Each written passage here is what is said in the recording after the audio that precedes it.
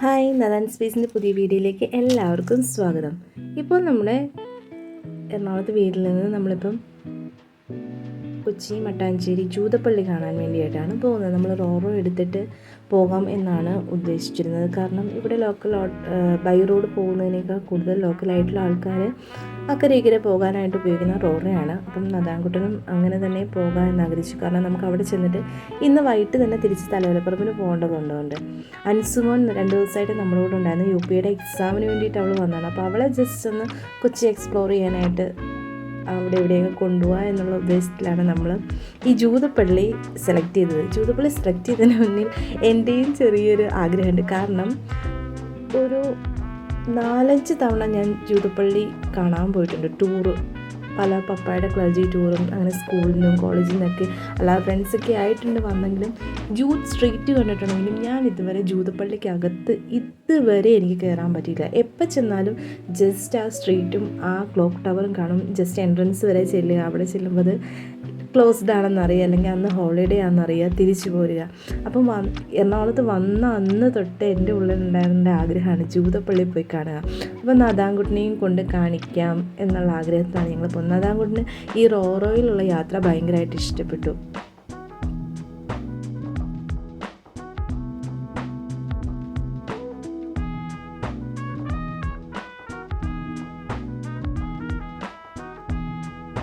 അന്ന് മുഹൂർത്തിൻ്റെ അവധി ആയതുകൊണ്ട് തന്നെ നമുക്ക് മൊത്തത്തിൽ ഒരു ഹോളിഡേ പോലെ ഫീൽ ചെയ്തു.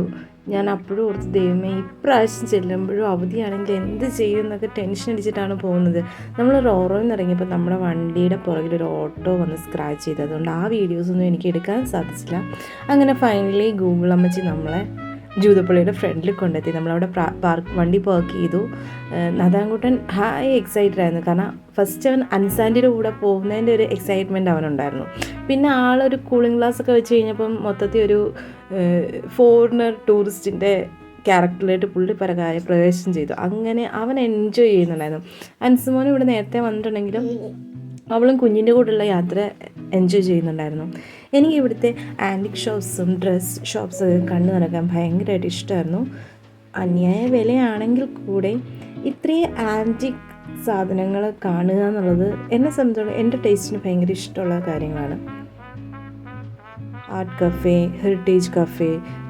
ഹെറിറ്റേജ് ആർട്സ്, കേരള കഫേ, അങ്ങനെ ഒത്തിരി മലബാർ ആർട്ട്, അങ്ങനെ ഒത്തിരി സ്റ്റോഴ്സ് അവിടെയുണ്ട്.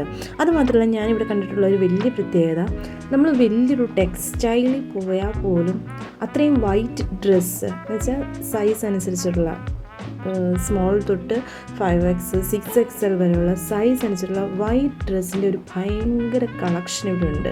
റേറ്റ് ഉണ്ടെങ്കിൽ പോലും നമുക്കൊരു കടയിൽ ചെന്നാൽ ഒരിക്കലും ഒരു വൈറ്റ് ഡ്രസ്സിന് കൂടുതൽ സെലക്ഷൻ ഉണ്ടാവില്ല. പക്ഷേ ഈ ജൂത്ത് സ്ട്രീറ്റിൽ വന്നാൽ നമുക്ക് ആ വൈറ്റ് ഡ്രസ്സ് ഭയങ്കരമായിട്ട് കിട്ടും. ഇവിടെ നിന്ന് നമ്മൾ ടേൺ ചെയ്ത് കഴിഞ്ഞാൽ സിനഗോഗും തിരിച്ചിങ്ങോട്ട് പോയി കഴിഞ്ഞാൽ ജൂത്ത് സെമിട്രിയാണ് കണ്ടിട്ടുള്ളത്. ജൂത്ത് സെമിട്രി നമ്മൾ നേരത്തെ പോയി കണ്ടിട്ടുണ്ടായിരുന്നു. അതുകൊണ്ട് നമ്മൾ അങ്ങോട്ടേക്ക് ഇപ്രാവശ്യം പോയില്ല. നമ്മൾ സിനഗോഗ് കണ്ടിട്ട് നേരെ വീട്ടിൽ പോകാം എന്ന് തന്നെയാണ് ഉദ്ദേശിക്കുന്നത്. ധാരാളം ഫോട്ടോഷൂട്ടും പ്രീ വെഡ്ഡിങ്, പോസ്റ്റ് വെഡ്ഡിങ്, അങ്ങനെ ഒത്തിരി കാര്യങ്ങൾ, ആൽബം ഷൂട്ടിംഗ് ഒക്കെ നമ്മൾ പോയ ആ ദിവസം ഉണ്ടായിരുന്നു. കാരണം അന്ന് അവധി ആയതുകൊണ്ട് തന്നെ മിക്ക ഷോപ്സും ക്ലോസ്ഡ് ആയിരുന്നു. അതുപോലെ തന്നെ സ്ട്രീറ്റ് കുറച്ച് കാലിയായിരുന്നു. അല്ലാത്തപ്പം നല്ല റഷുള്ളൊരു സ്ഥലമാണ്. ഞങ്ങൾ മിക്കപ്പോഴും ഇവിടം വരെ വന്നിട്ടുള്ളൂ. ഇവിടെ വരിക, ആ ക്ലോക്ക് കാണുക, തിരിച്ചു പോവുക എന്ന് മാത്രമേ ഉണ്ടായിരുന്നുള്ളൂ. നമ്മളിവിടെ ടിക്കറ്റ് എടുത്ത് എന്തായാലും ഇപ്രാവശ്യം നമുക്ക് കയറാനൊരു ഭാഗ്യം കിട്ടി. നമ്മളിപ്പോൾ വന്ന് നിൽക്കുന്നത് 450 വർഷത്തിലേറെ പഴക്കമുള്ളതും കോമൺവെൽത്ത് രാജ്യങ്ങളിലെ ഏറ്റവും പുരാതനവുമായ സിനഗോഗിലാണ്. ഈ ദേവാലയത്തിന് കൊച്ചിൻ ജൂത സിനഗോഗ്, മട്ടാഞ്ചേരി സിനഗോഗ്, അങ്ങനെ കൊച്ചിൻ പരദേശി സിനഗോഗ് എന്നിങ്ങനെ പേരുകളൊക്കെ ഉണ്ട്. ഇതിൽ കൂടുതലും കൊച്ചിൻ പരദേശി സിനഗോഗ് എന്ന് തന്നെയാണ് അറിയുന്നത്. പരദേശി എന്ന് വെച്ചാൽ വിദേശി സിനഗോഗ് എന്നാണ് അറിയപ്പെടുന്നത്. ഹിസ്റ്റോറിക്കലി ഭയങ്കര സിഗ്നിഫിക്കൻസ് ഉള്ളതും ക്യാരക്ടറിസ്റ്റിക്സ് ഉള്ളതായിട്ടുള്ളൊരു സിനഗോഗാണ് ഈ മട്ടാഞ്ചേരി സിനഗോഗ് എന്ന് പറയുന്നത്. 450 വർഷത്തിലേറെ, അതായത് AD 1568 പൂർത്തീകരിച്ച സിനഗോഗാണിത്. സെഫാർഡിക് പാരമ്പര്യങ്ങൾ പിന്തുടരുന്നതാണ് സിനഗോഗിൻ്റെ ഘടന എന്ന് പറയുന്നത്. ജെറുസലേമിനെ അഭിമുഖീകരിച്ച് പടിഞ്ഞാറോട്ടാണ് സിനഗോഗ് നോക്കിയിരിക്കുന്നത്. അതായത് അതിൻ്റെ ആ ഒരു വാസ്തുശില്പം എന്ന് പറയുന്നത് പടിഞ്ഞാറോട്ടേക്ക് തിരിഞ്ഞിട്ടാണ്. ഈ പ്രാർത്ഥനാ ഹാളിൽ കിടക്കുമ്പോൾ തന്നെ കവാടത്തിൽ 2 പിച്ചള തൂണുകൾ സോളമൻ്റെ ക്ഷേത്രത്തിലെ തൂണുകളുടെ പ്രതീകമായിട്ടാണ് അവർ പറയുന്നത്. ഏകദേശം നടുവിലായി ഉയർത്തിയ പ്രസംഗപീഠത്തിൽ അഥവാ ബീമായിലാണ് നേതാവായ ഹസ്സാൻ പ്രാർത്ഥനകൾ നടത്തുന്നത്. സായാഹ്ന പ്രാർത്ഥനകൾ എപ്പോഴും നടത്തപ്പെടുന്നത് ഈ ബീമയിൽ വെച്ചിട്ട് തന്നെയാണ്.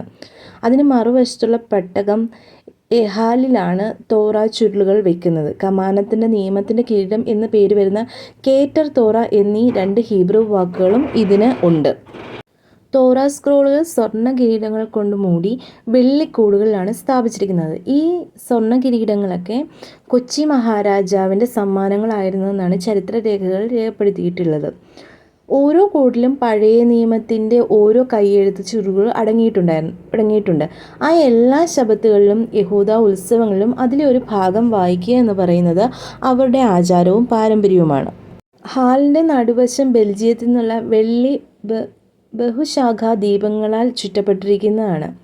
ഞങ്ങളിത് നടന്നു കാണുന്നതൊക്കെയും എന്താ പറയുക, ചരിത്രത്തിൽ എത്രത്തോളം പ്രാധാന്യം അർഹിക്കുന്ന ഒരു സ്ഥലത്ത് കൂടിയാണെന്നൊക്കെ നദാൻകുട്ടനോട് പറഞ്ഞ് മനസ്സിലാക്കാൻ തോന്നിയെങ്കിലും അവൻ അവിടെ കുറച്ച് ഇഷ്ടപ്പെട്ട കുറച്ച് സാധനങ്ങളൊക്കെ ഉണ്ടായിരുന്നു. അതൊക്കെ നോക്കി ഓടി നടക്കുകയായിരുന്നു ചെയ്തത്. നമ്മൾ ഇതിനകത്ത് പ്രധാനമായിട്ടും നമ്മളെ അട്രാക്റ്റ് ചെയ്യുന്നൊരു കാര്യം ഇവിടുത്തെ ടൈലുകളാണ്. ഈ ടൈലുകൾ 18-ാം നൂറ്റാണ്ടിൽ അലങ്കാരമായി ചൈനയിലെ കാൻറ്റണിൽ നിന്ന് വാങ്ങിയ കൈകൊണ്ട് നിറമിട്ട നീല വില്ലോ പാറ്റേൺ പിഞ്ഞാണ തറയോടുകളാണ്. വാണിജ്യ പെയിൻറ്റുകളുടെ കണ്ടുപിടുത്തത്തിന് മുന്നേ തന്നെ ഓരോ തറയോടും സസ്യവർണ്ണങ്ങൾ ഉപയോഗിച്ച് നിറം പിടിപ്പിച്ചു. അതിനാൽ തന്നെ ഈ ടൈലുകളൊന്നും ഒന്നൊന്നിനോട് സാമ്യമുള്ളതല്ല. അതെല്ലാം വ്യത്യസ്തമായി നമ്മൾ നോക്കിയാലും നമുക്ക് അതിനകത്ത് ചെറിയ ചെറിയ ഡിസൈൻസിലൊക്കെ വ്യത്യാസം കാണുവാൻ സാധിക്കും. ഇതാണ് ക്ലോക്ക് ടവർ. ഈ ക്ലോക്ക് ടവർ 1860-ൽ പണി കഴിപ്പിച്ചിരുന്നതാണ്. 4 വശങ്ങളിലും 4 മലയാളം, ഹീബ്രു, റോമൻ, ലാറ്റിൻ എന്നീ അക്കങ്ങളിലൂടെ സമയക്രമം ഉണ്ടായിരുന്നു. ഇതാണ് ജൂതന്മാരെയും വ്യാപാരികളെയൊക്കെ സമയം പാലിക്കാൻ അക്കാലത്ത് സഹായിച്ചിരുന്നത്. അതിന് തൊട്ടപ്പുറത്ത് തന്നെ ഒരു കൊട്ടാരവും ഒരു ക്ഷേത്രവും ഒക്കെ നമുക്ക് കാണാം. ഇതൊക്കെ നമ്മുടെ നാട്ടിലെ മതസൗഹാർദ്ദത്തിൻ്റെ വലിയ ഉത്തമ ഉദാഹരണങ്ങളാണ്. അങ്ങനെ എൻ്റെ ഏറ്റവും വലിയൊരു ആഗ്രഹം സഫലമാക്കിയ സന്തോഷത്തിലാണ് ഞങ്ങൾ കൊച്ചി ജൂത്ത് സ്ട്രീറ്റിലോട്ട് പോകുന്നത്. അവിടെ നിന്ന് നമ്മൾ ഒത്തിരി കാര്യങ്ങളൊക്കെ അന്വേഷിച്ചാൽ വളരെയധികം ചരിത്രരേഖകൾ പരിശോധിക്കുവാനും നമ്മുടെ ചരിത്രബോധത്തെ ഒന്നുകൂടെ ഉണർത്തുവാനൊക്കെ സാധിക്കും. അതൊന്നും നദാൻകുട്ടനുള്ളപ്പോൾ സാധിക്കില്ല. അതുകൊണ്ട് തന്നെ ഞങ്ങൾ വീട്ടിലോട്ട് തിരിക്കുകയാണ്. അടുത്ത വീഡിയോയിൽ കാണുന്നവരെ thank you so much for watching. By.